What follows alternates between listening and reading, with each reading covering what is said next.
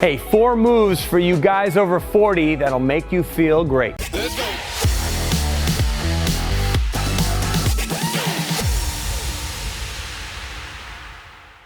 Hey, this is Coach Chris Wilson here on the turf in the Criticalbench compound, and I am a guy over 40 years old. I'm in my mid-40s, and my body feels much different today than it did 10 years ago, or certainly if you go back into my 20s.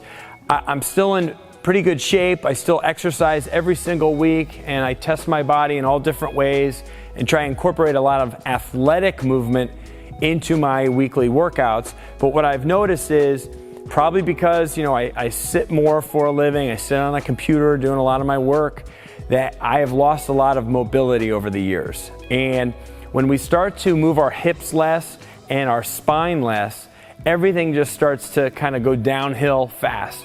So what we need to do is work very hard in our daily activity with movements that'll restore and give us back some of this range of motion and just feeling good and not feeling so stiff and tight and achy all the time. Because when I get up in the morning, man, until I'm moving around for a little while, I feel real stiff, real tight, much more now than I did 20 years ago. So I wanted to show you and take you step by step with 4 of these exercises I do every single week that I encourage you, if you are feeling it, if you're feeling the 40s, if you're feeling the 50s, then start doing these movements every single day. It's not too much doing them on a daily basis. You could even do them multiple times a day. And these are 4 of my favorites. I have probably like 50 things that I love to do, but I've boiled it down to 4 moves which I think will really hit you in all different ways. And you can do them all the time, regularly, and they will make you feel better. I promise you that. So let's show you number 1, and it's down on the turf. So I'm going down, and it's just called frog pose. Okay, so this is for those guys who are feeling tight through the hips, tight through their inner thighs, their adductors. This one is great to do before any leg work. If you have a lower body strength training day, if you're going to be doing squats, anything like that. So what you do is you get down on all 4s and then widen your knees out a little bit. Okay, so your knees are out wider than your hips. And then what you're doing is you're also kind of turning your toes out. Notice my feet aren't kind of in a relaxed. I kind of have my feet angled out so that right away that makes a difference, and I feel that tension in my hips. And what you're doing here, some people even call this like a frog rocking pose. You're gonna rock forward and back, but stick within your limits, because at first this could feel really tight and really kind of uncomfortable for some people. So what you want to do is you want to rock forward so that the hips are kind of coming towards the ground, and then kind of drive back, sitting back to where you really start to feel that tightness through the hip joint. And then just kind of hover there, hold it for a second, and then come back again. So back, forward, and then sit back. And just breathe into it. And don't push beyond your limits. Go nice and easy with it at first. Now, as you do this exercise, you'll feel increased mobility. You'll feel a little bit more comfortable in it. You can also pick up tempo. So if you want to just keep it more of a nice motion back and forth like this, this really opens up those hips big time. But I like to kind of go back and forth between kind of sitting in the position or moving through the position with a little bit more tempo. So either way, make it work for you. And again, don't try to push too hard back into it. Just work with what your body's giving you in this position here. And just breathe easy and then come out of it. Some people, just simply getting into that position. Once you're on all 4s and you go a little wider with the knees and make sure that to put those feet out to the sides, you'll instantly feel that buildup of tension through the hip area. And that's what I'm saying, just live in that space for a little while. Anywhere from, I would say, at least 30 to 60 seconds, and doing some of that rocking. that is one of the best exercises to help open those hips up, especially on your leg days or if you're going to be doing squats. Now, before I show you number 2, 3, and 4, I want to make you aware of a special report that is 100% free, and you can download it right now or after this you've watched this video. It's called the 7 Worst Testosterone Killers. So for you men over 40 who are doing everything possible to naturally maintain your testosterone levels, because we are dripping, we are losing, I guess you could say, slowly, almost like a drip from a faucet. We're losing our testosterone every year. Pretty much after our 30s, we start to decline slowly. So what we need to do in our day-to-day life, in our lifestyle, is find ways, easy ways, to improve our ability or maximize our potential with our hormones, especially the number one man-making hormone, testosterone. So if you want to be on the lookout for some of those testosterone killers and things that are going to kind of take you down a level that you don't need to be, check out that pinned comment below for the 7 Worst Testosterone Killers free report. Now, the next move, I'm going to get up on my feet here, because I like to call this one toe touch hip butt drop. Toe touch, you could call it hip drop or butt drop. So what this one does is helps to, again, a lot of the stuff is focused around the hips, because as we all know, the hips, the center of the body, that's where all the magic happens. Once your hip integrity is messed up, if you injure your hip or you fracture your pelvis or something like that, especially later in life, that's when life really takes a bad turn for you. So keeping your hips in good health and improving that range of motion, that mobility, is absolutely key. So this one hits not only the hips but also the hamstrings really nicely. So what I do here, and I'll show you a little bit angled, is I take about a shoulder, pretty much squat stance. Whatever your squat stance is, and if you're not sure what that is, jump up and down like this, just a little bit, and just see after about 5 to 10 jumps where your feet like to land. And that's probably very close to where you want the foot position you want for this exercise, but where you probably should squat. So I'm about right about here. So what I want to do, I like to flare my toes just a little bit, and then I just bend from the hips and I grab my toes. So I'm just like this. And then all I do from this position here is drop my butt as I look forward and try to maintain that good spine, right? So from my butt to my head, I got a good strong spine. And then I just hold that position just briefly, and then I come back. But the whole time, I'm kind of holding my toes. So I'm getting a stretch here, obviously, on the hamstrings, and a little bit on the lower back, right? And then I'm coming down, sitting nice and deep. So now I'm hitting my adductors again. I'm hitting my hips really well. I'm waking some stuff up. And you can, again, tempo is always good, so you can mix up tempo. So if you want to go a little faster and back up, keep it nice continuous kind of movement here, just flowing from one position to the next. Breathing easy. Just go as deep as you feel you can go.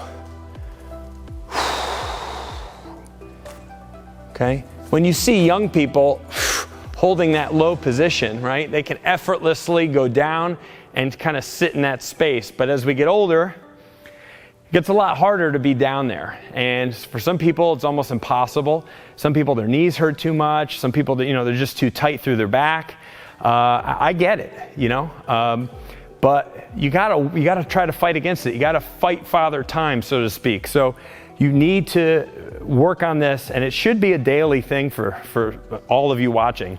If you're over 40 years old and you are not somehow incorporating mobility exercise into your daily activity, then you're missing the boat. So do whatever you can. I mean, basic stuff like walking is great, of course, but there's some specific exercise you can do to really help your body be able to move more freely, okay? So the next one, which pairs really nicely with that one, is really just that bottom position, but holding it and moving intentionally in that space. So this is called deep squat pry. So again, take about whatever your squat position is. Again, if I jump up and down a little bit, where my legs kind of naturally want to be is right about here. So then I just drop my butt and I hold this low position. And what I do is I put my elbows into my knees, inside, and I just stay down here. And I just rock a little bit from side to side, holding this space. And just hovering and breathing easy, letting my hips know that it's okay to be down here. When you don't move into this space very much, your body wants to fight it because it's like, I don't know, am I supposed to be down there? I could get hurt. But you're supposed to be able to be down here. And then if you need to shift your feet a little bit, if your toes start turning out too much, just bring your toes back in. But I like to just go down in here and hold it for at least a good minute. Pushing out. So I'm really trying to spread my knees out as I kind of get a little bit of motion from side to side. Just letting those hips know it's okay to be down here. Trying to open some stuff up. And then just breathe. Breathe in that space. And then when you're ready to come up nice and slow. Maybe take a breath and then come up nice and easy, nice and slow. Out of there, just to make sure that, you're not gonna tweak anything or move too fast when you be down for a period of time. Okay, so that's 3 exercises I've showed you, right? So you've seen frog pose or the frog rocking pose. You've seen my toe touch, butt drop or hip drop, and you've seen deep squat pry.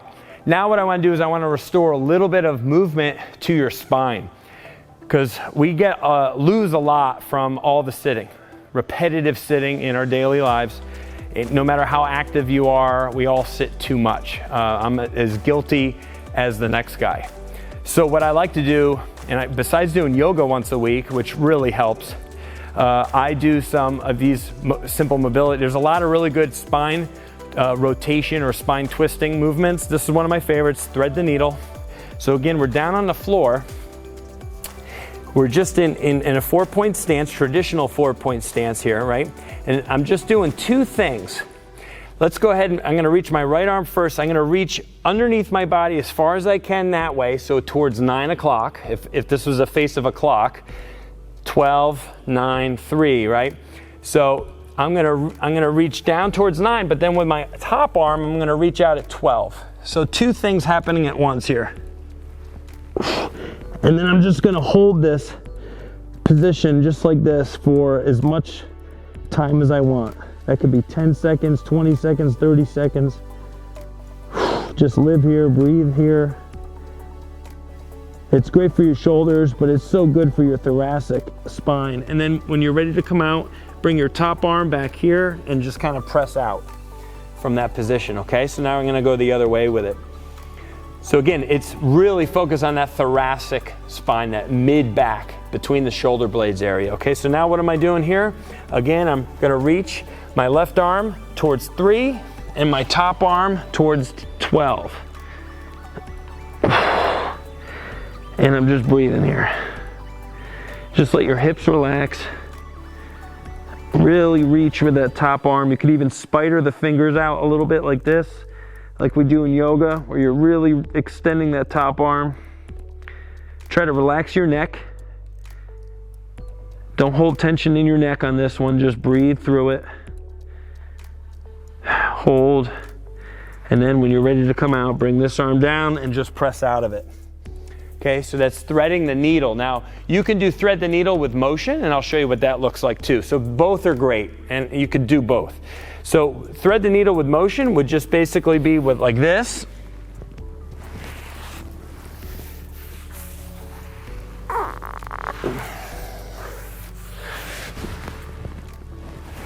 Or if you didn't want to alternate and you want to just do all one side, then you can kind of do this. It's almost like a partial thread the needle because I'm not getting that. But if you wanted to just alternate the motion, that's good too.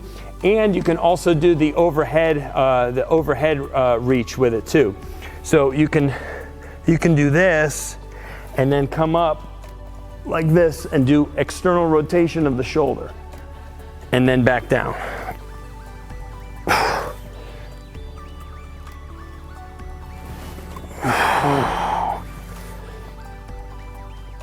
Okay, so see how my thumb is pointing back at the wall behind me.